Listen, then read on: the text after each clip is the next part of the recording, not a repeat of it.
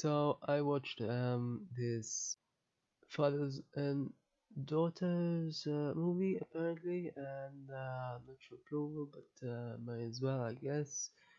Sort of makes it sound it's about a generic topic, but it's not. It's about a specific father and daughter, not just all fathers and daughters. I'm not entirely sure what exactly it tried to accomplish though. It's a bit bit I don't know. Obviously it's a story. I mean, it sort of arrives somewhere, but not sure where exactly. I mean, obviously it's just showing people that relationships affect each other. The root is the cause of uh, the result, the sprouting and such. But ultimately, I'm not sure exactly what it's like. I mean, I've seen Russell Crowe doing another bit where he also does act as someone who has schizophrenia. I thought this time I know they called it psychosis here, but actually I'm not entirely sure why they call bipolar disorder psychosis. Um, I mean, even if it was just uh, uh, even if they were just the I mean he didn't have schizophrenia here obviously, right? But ultimately I don't think seizures can ever be called that, obviously. And that's mostly what he had, so I'm not entirely sure why. you know um from a parent viewing, it doesn't seem like he was bipolar either, although suppose people might exhibit different things, and maybe, but under no circumstances, he only seemed to get frustrated with his child once, which for a parent isn't too bad. I mean, sure, it's to our movie, not a lifetime, but it's not too bad. And I mean, he was he as a parental figure, really, he wasn't bad at all. And so obviously, yeah, everything that his the husband of his former wife's sister said he was. I mean, mainly apparently they were accusing him of being possibly neglectful, or at least potentially neglectful in the future. When all the but isn't that brilliant though? Ooh, I have all the money, more money than God, he said. Yeah, but then he shot himself in the foot so epically, huh? At least that guy went down. That's interesting. It was interesting to see. And then his wife, then his former wife, ended up crying. But yeah, um, I've always been impressed with Diane. By the way, the actress behind his wife there. Um, Ever since I watched her in Troy, I actually liked Troy. I watched it more than a decade ago. So, but yeah, Troy was interesting, and but yeah, with regards to Russell Crowe and his depiction of mental illness, I mean, I thought he did better. He did something similar here, but I thought he did much better in A Beautiful Mind, right? And this is the thing, A Beautiful Mind, was about so much more and such.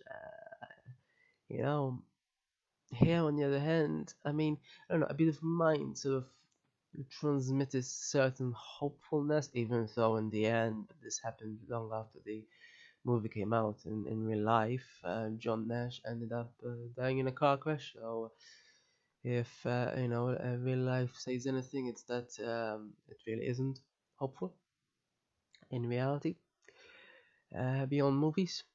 Uh, of course, this is what fathers and daughters depicted essentially. But no matter what, it's not hope. I mean, it tried to say in the end that maybe, yeah, sure, she found someone to love, possibly, but yeah, based on the pattern that they were going on, what I'm assuming, especially based on the fact that he seems to be a pretty strict monogamist. Yeah, I don't think that the relationship would very much last very long in real life, unless they're willing to be open. But yeah. So yeah, in terms of relationships, I don't think that's very hopeful. So it was ultimately about hopelessness, really. I mean, I don't know what else. It just simply says that, yeah, someone who loses his wife. Frankly, I'm not even sure why he didn't even try to find someone else, considering that at first they were arguing about exactly that, and then somehow he seemed to be somehow faithful to someone who's dead. I mean, sure, mostly the relationship. The movie that is depicted the relationship between the father and daughter, obviously, as the title implies. So it's not so much about it's more about parental relationship. But I don't know, maybe he didn't try to find someone else because otherwise his daughter would disapprove. It's always possible.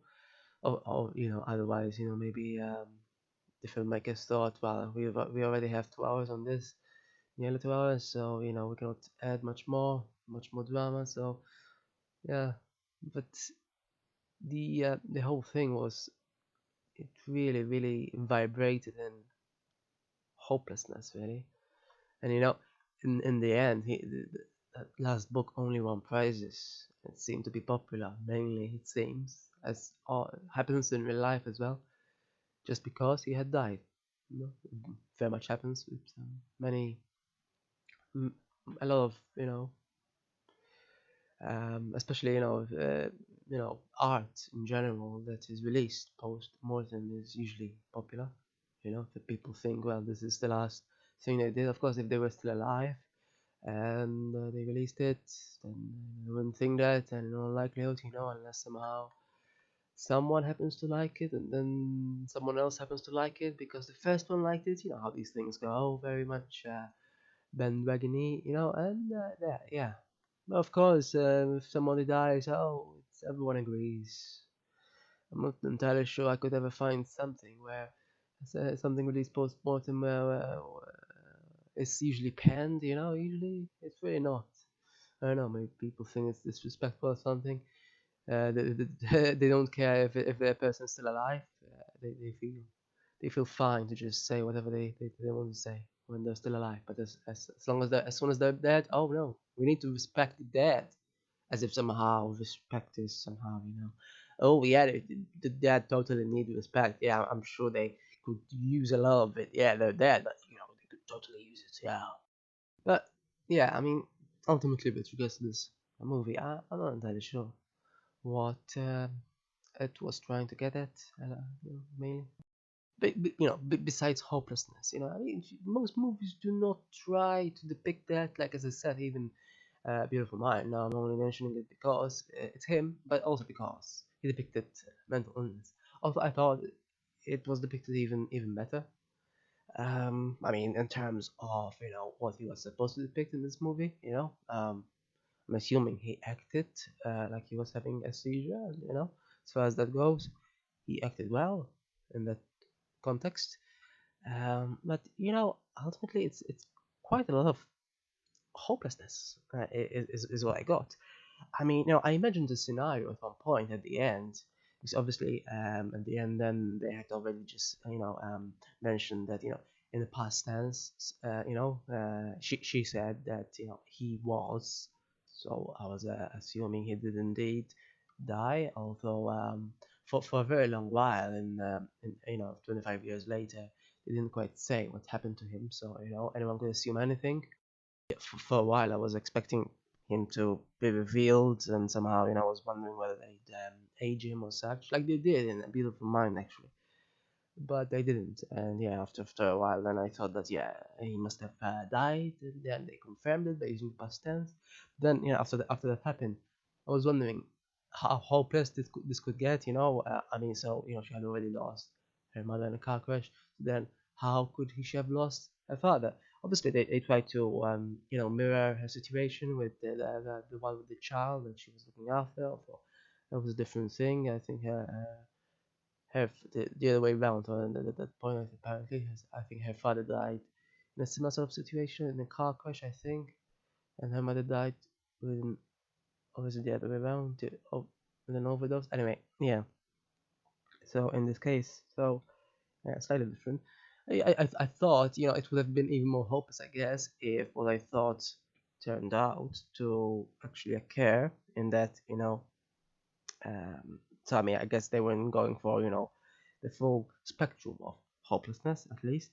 But yeah, I mean, I thought that the worst case scenario, I suppose, would have been if her aunt and her husband won the case, because of course he has all the money in the world to snatch children with. That's great, and if the system truly works for such people, it's absolutely horrendous. But I have no experience with it, so I cannot tell. But of course, then he shot himself in the foot. I didn't expect it, but yeah, I didn't predict it. I honestly, well, I was expecting a court case or something, but nope, it didn't turn out to be a court movie. The courts were just mentioned.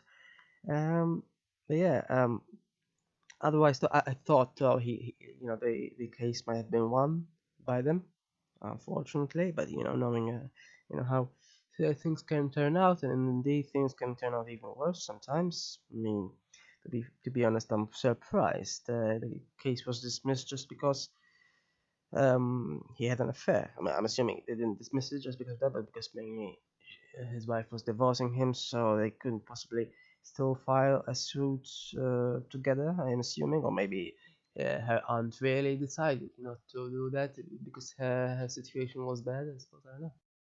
But yeah, I thought initially that he might have lost the case and committed suicide. That's how I thought he would have died. I mean, his death was still very depressing. So ultimately, whether it's suicide or banging your head, it's all very unfortunate. Obviously, just at least the system didn't so much contributed to it. But yeah, and all things considered, it's an even more depressing movie than Beautiful Mind. But in terms of how they depicted relationships in both movies, I thought, I mean, yeah, as I said, I prefer The Beautiful Mind mainly because it was so interesting, and it was also so much more abstract about maths, I guess. And ultimately, this is just about relationships. But yeah, A Beautiful Mind was also about relationships. So. And well, in terms of how they depicted them, it's slightly different because Beautiful Mind was mainly about romantic relationship, not a parental one. But the relationship was so much stronger with Jennifer Connelly in that movie. Whereas with this, I mean, it was still a great relationship, but I'm not entirely sure what they were trying to get at. Though, still, like um, in A Beautiful Mind, they were trying to marry this abstract interest along with uh, romantic relationships and this impossibility of coping with such a severe illness as schizophrenia. Now, yeah, schizophrenia may be even more severe, even more difficult than bipolar disorder. Well, bipolar combined with, and what the movie really depicted though wasn't so much bipolar as it was just seizures. Or I'm not entirely sure. Um, um, uh, I mean, I don't think they were slightly more controllable seizures. It seemed like. I think some seizures just happen, and he seemed like he could control them in front of people and then just leave for a bit and such. But for some people, that really doesn't happen. And but otherwise, I mean, seizures are always, I mean, and they can be fatal even. Um, like yeah, I think a year ago or so, another actor called Cameron Boyce, I think he's called, died, and actually I haven't seen anything by him, but I heard of his death, and I wasn't aware that seizures can be fatal as such. It seems like that's a different thing, though. When I'm not sure if Crow's character developed seizures after the initial car crash, or he had them before. They weren't quite explicit about them. They seem to imply that he developed them, though. So I'm not sure why. I'm not sure whether that was because he could why that was how he could control them, because they were developed up. Maybe if they're if someone is born with them, they're more uncontrollable. I'm not really an expert in seizures at all. I've read a little, but not really quite a lot. Um, I suppose though schizophrenia is though more interesting. It seems to me. So I kind of read more about that, and so I suppose one might say I like Beautiful Mind more because of that. But really, it was just such a more meaningful movie, I thought. Whereas this, I mean, it wasn't quite as meaningless as Wonder Wheel that I also watched recently. That as the name implies, as a wheel, it just simply came back to the status quo. The status quo wasn't there at the end in this movie, as it was in the beginning. Um, I even would have relationship as a grown adult. Uh, uh, there was something at least. Sure, it's likely to fizzle out, but at least there was something as opposed to continually having one night stands and such. But, yeah, I was though confused when at first it switched from childhood to adulthood, but then I just but it wasn't very clear at all. At first I thought they didn't age him at all. 20 years later, but then yeah, well, especially when they got in the child version again, it was obvious that it's going to be a switch back and forth thing. Yeah, but yeah, otherwise, I noticed that apparently the audiences liked this more than critics, supposedly. Although they didn't like it enough to go watch it a lot of times, apparently, because it really didn't make much any profit at all in the box office. Apparently, it was a loss. I'm not entirely sure though where they spent this huge amount of money, I'm assuming, on paying Russell Crowe himself just because of his, I guess, stardom. But it's ridiculous, right? They spent 22 million. Like, what did 22 million go for? Like, even this is the weird thing. Like, the Greek Fat Wedding, that movie, only spent 5 million, which is remarkable considering that there was so much going on, so many props and such. Loads of extras, people all over. I'm assuming none of them were so-called stars. So this is why movies just flop, right? I mean, what's the point? Obviously, no movie is guaranteed that that it's going to rake in hundreds of millions. But they really shouldn't think that they're going to. I mean, it's ridiculous. It cost 22 million, 22 and a half, and it only got 5 million.1 in box office apparently. Utterly ridiculous. It's I suppose it's their own thing. If they want to necessarily. It's kind of as contrived as the novels he writes. It's a bit like that. Now, in terms of emotionality, I didn't feel quite that much. Only maybe when at the end when she called him a potato chip as well when he was like in the coffin. But other than that, not much more. So nothing to say sure, it was like laughter really. Personally, as I said, I enjoyed Beautiful Mind way more.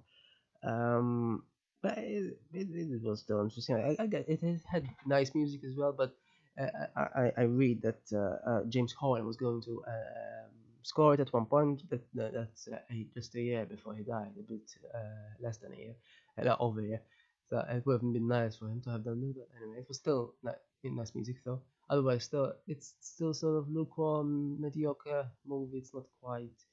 very heightened in this sense, really, I think.